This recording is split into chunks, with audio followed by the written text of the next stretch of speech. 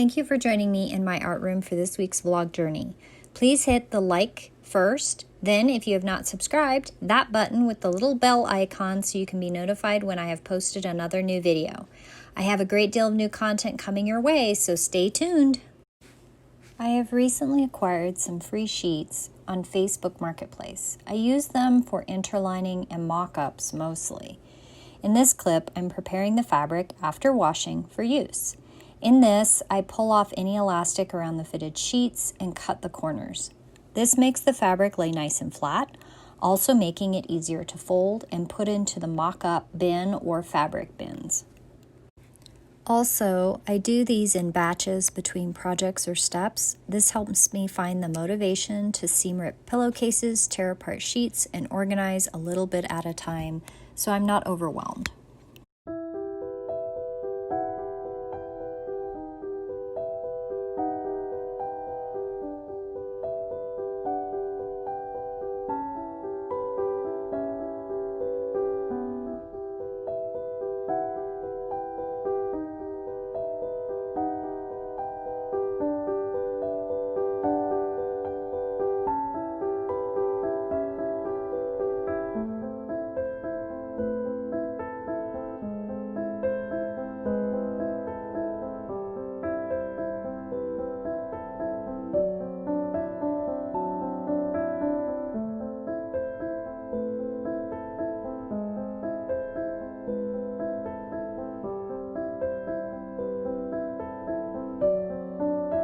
I have decided to use a few of the pattern pieces from a butterick pattern for the underskirt of my frozen project. Here, I am pulling out the appropriate pieces, ironing them flat, and adjusting them for use. Also, I spent a good chunk of time rereading the pattern instructions to make sure I pulled out the appropriate pieces. Just in case you think I'm just glossing over too much of this prep work, there will be a full series of construction and details of this project further out in time.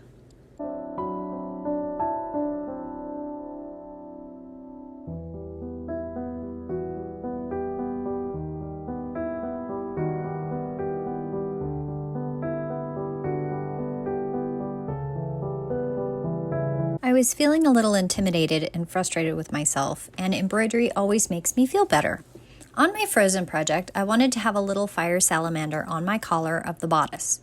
The fabric I chose was from a stash item I collected a few months ago on a sale haul. I just loved the texture and knew I wanted to incorporate it in the frozen outfit. So I finally settled on making an applique piece of the outline of the salamander on some polyester taffeta I had in my stash.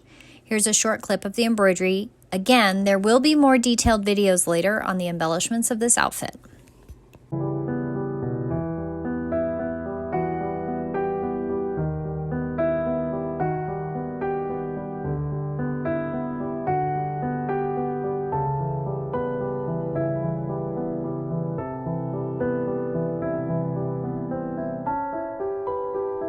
Today I spent a good chunk of the day interlining all the underskirt pieces. These are all made from recycled sheet fabric. I did do a burn test on both fabrics to figure out the content.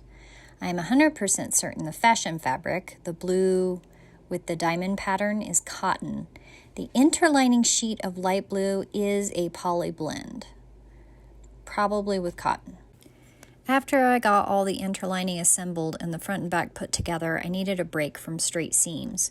I began the long, laborious process of pleading trim for this underskirt. Overall, I used 3 yards of polyester taffeta from my stash, cutting 12 3 1/4 inch strips. I then fray checked each piece along one edge and ran a hem stitch along that fray checked side after it had dried. Then I began the pleating. I used my ironing board as a pleating surface to pin. I pinned each side thoroughly before saturating the fabric in a mix of vinegar and water and pressed flat. I used a Teflon iron sheet for this and it worked fabulously. I did not need to starch it at all.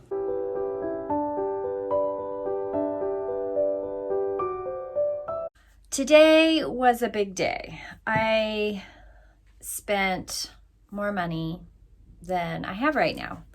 But I only got 2 things. I got a 2 terabyte drive for my computer because I am happy to report that I have produced enough video, created enough video content that I have filled my terabyte drive. It took me a year to get there, but I filled it, and now I'm onto a 2 terabyte drive. So I got myself a 2 terabyte backup drive for my computer. I also wanted to let you know these little red glass-headed pins are amazing, and I love them. The only thing that they were not very good for is I made my, and there'll be a video on this, but when I was pinning this polyester taffeta to this cotton background, these little glass pins were not tough enough. They just weren't strong enough. They were bending. So I did have to use my Dritz pins. I'm really happy with the way this turned out. Look at this beautiful fabric. This is cotton sheeting. Like this was free on Facebook Marketplace. And the interlining is another cotton sheet, again, free. This is trim I had in my stash, and I actually had pinned the price to it. I got 6 yards of this beautiful blue trim several years ago. I got it for 6 yards for $3.50. So just with the sheeting and the interlining and the trim, the total cost is $3 and, well, we'll round up, $4. So then we have the blue taffeta. I don't know how much I spent on this, but I will say I've had it in my stash for a long time. And I actually almost gave it away at one point. I only had 3 yards of it. And I'm glad I didn't, because it is perfect for this fabric. Okay, so I also wanted to do an unboxing. I ordered, and I will link the store below. She does silicone molds. And this dress right here, this one that you see, is a Frozen themed dress. And her little package came in a purple package. And I ordered these about 2 weeks ago, and they just got here. I mean, I didn't do a fast ship, so that was fine. I wasn't in any real big hurry because I knew I had to work on the skirt first, because these little silicone molds come in a cute little baggie. These silicone molds are going to make the decorative jewels that will be on the overskirt. And this is the large one. See if you can see it. See, and then there's some tiny ones. Now I plan on using both sizes, so I got that. And then I couldn't find my resin. I bought a box of resin 3 years ago, and I've had it in my paint box for years. Matter of fact, I believe the last time I saw it was when my studio was in the garage last year. And I can't find it. I cannot find the box of resin. And I know I have it somewhere. I can't find it. And I didn't know what to do. So Joann's is having a 50% off coupon for regular priced items. This item was normally $30, and I got it for 14 something actually. It was like $14.25 or something. So I bought myself some resin that I'm going to use to pour into these. I went ahead and got a big one, and this is 32 ounces. That's a lot. I don't think I'm going to need 32 ounces, but I got 32 ounces because I can't find the other one, and doggone it, when I go to look for something, I want to be able to find it. The other thing that I got today was on sale. It cost me $1.99. Are these owl silicone molds? Now, I could totally use these for brownies and cookies and other things, but I'm not going to. I want to make pattern weights. I made these pattern weights with, these were, I think, like plastic cookie molds from like Girl Scout cookies or something. And then I carved my rue flower in the top, and I painted them black and then did a gold wash and then did felt on the back. Now this first batch that I made is just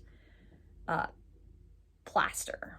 I made a second batch that I didn't decorate, and they are plaster with rocks in them, make them a little bit more heavy. But I think with these owls, I may do plaster. I still have some plaster, but I'm thinking I might do this resin and use glass beads for weight. I have glass beads. I have a lot of glass beads. I'm never going to use the amount of glass beads I have for what they were intended for. So I think I might do that to give myself some decorative, pretty pattern weights. I literally spent yesterday from like 10 o'clock in the morning till 2 a.m. working on finishing this skirt, getting all the pleating took the longest. Oh my goodness, the pleating took forever. But I got myself in a zone and I watched 2 movies and it worked out great. They're pretty symmetrical. I'm pretty happy with them. Today in the studio, I'm going to probably play around with resin stuff to give my sewing back and my neck kind of a rest, because I slump when I sew over the sewing machine. It's just not ideal. So I have computer stuff to do, I have resin stuff to do, I have sewing stuff to do. I still have a commission I need to work on. I am not in the shortage of stuff that needs to be done. So I played around with resin today, specifically the gel resin and some color. I figured out that I do not like the colored resin at all, but in the process I discovered how to insert pins in the tips to create channels for thread. Hooray! A way to attach my beautiful frozen crystals to my outfit.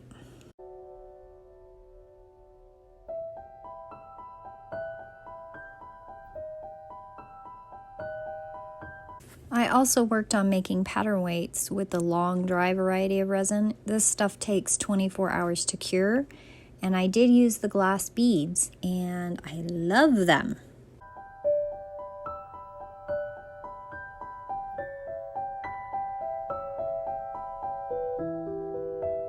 This is the condition of the floor of my art room right now.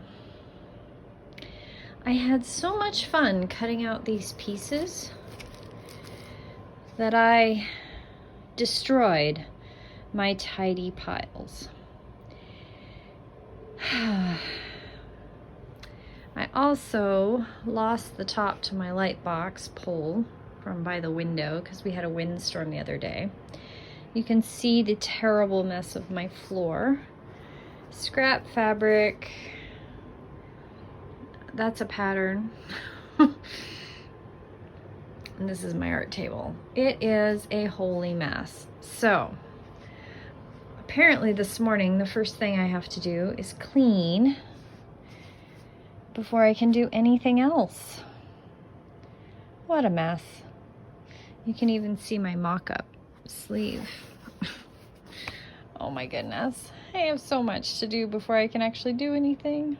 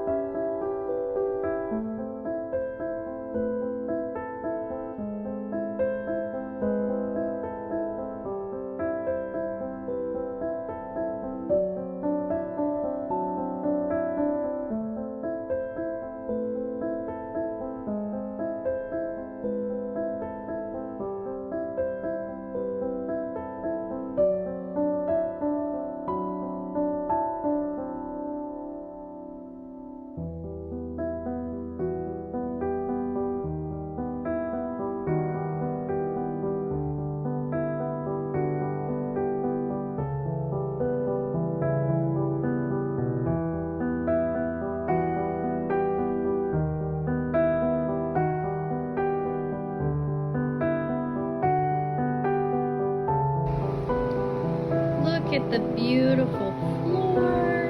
I vacuumed. I cleaned my art table. Look at that. You can see it. Oh my goodness. Like, you would never know it's a big mess. I'm trying really hard not to film something very specific because it's a surprise. But I cleaned up all my bins of fabric and all the things that were piled on top of there. I still have patterns hanging up, but it's because I'm using them.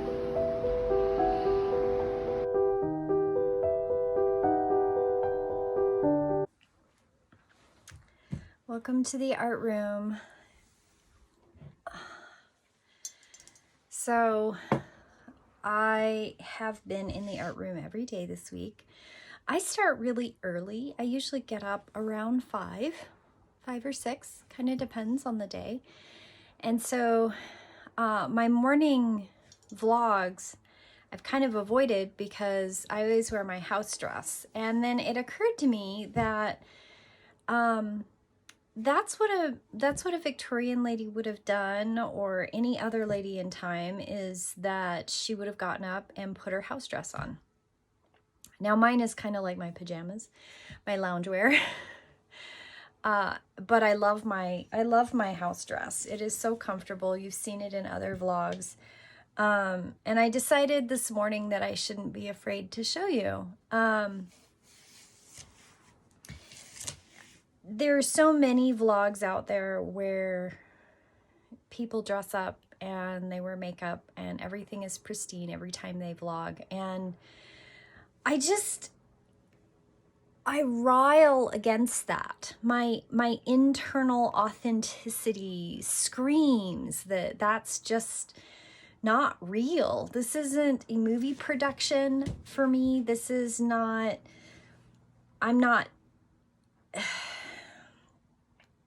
this is real life as an artist. I get up, I throw my house dress on, and I come into my art room every morning and I work on stuff. So I kind of decided that I just wanted to be authentic for y'all, and either you're gonna enjoy it or you're not. And I didn't film anything yesterday. I don't know, I just got really into what I was doing and I didn't film anything. And then I decided that I wanted to make a couple just clear. Now I made a whole bunch with the acrylic gloss, like the gel stuff that you use the ultraviolet light to cure. And I made a whole bunch of them. I made some tiny ones and I made some big ones, and they all have this milky look to them. So I thought, well, I'm gonna try the poured resin, you know, the one that takes 24 hours to cure. And I like these much better. They're clear all the way through, and the design shows up so much better. So the downside to that is I have 2 molds. I have a big mold and a little mold. So a big mold and a little mold. And it takes 24 hours to cure. So I need like, I don't know, 100 of them. So I think I'm going to be pouring resin every single day for the next month. And if I had thought about that or known about it in advance, I could have gotten on this earlier. But I poked a hole in the silicone so that I could get a, I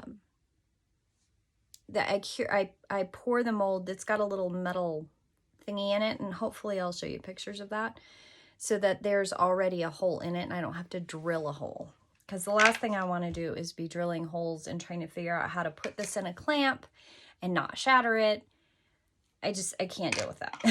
The other thing is I wanted to make pattern weights, and everybody has different ideas for pattern weights. And I have these ones that had rocks in them, or have rocks in them, and I like them. They're okay.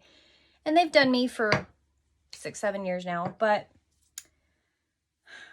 I'm making little owls. And this morning what I'm doing is I'm gluing a felt backing on it. And that little bit right there is just glass that's inside the silicone that didn't get mixed in, which is fine. I have some thin ones and I have some thick ones. I like the thicker ones better. They're a little heavier because I've got more glass beads in them. So that's what I'm doing this morning. Going to be working on my natural form era dress. So right now it is in that state. I have been working on the overskirt all day yesterday. I didn't film any of this. I was really just in a zone. I got the pleating done on the front, which I'm really happy with. You can see that. I love the way that works. I actually took the Truly Victorian TV 326, and this isn't sewn down yet because all along this white strip, I'm going to embroider or applique, I haven't decided which, the little elemental symbols. So I can show you a little bit better. I love the way the lower skirt and the overskirt go together. I'm going to be doing a whole video series on kind of how I made it type thing, except apparently there's not going to be any video footage of the overskirt, so I'll have to do something different for that. I love, in my head, it looks magnificent, and that's the image I am trying to copy, is the image in my head. And as I work on it, my artistry changes and morphs, and I get new ideas. One of the ways that I'm making this natural form era dress is the idea that I can make different overskirts, or a different overskirt on this, for it to not be a frozen natural form era. So I want one that's very Disney bounding, frozen, geared, and then I want to be able to change out the accessories and make it something that's just regular day wear. So thank you for watching, and please comment below and tell me what you're creating.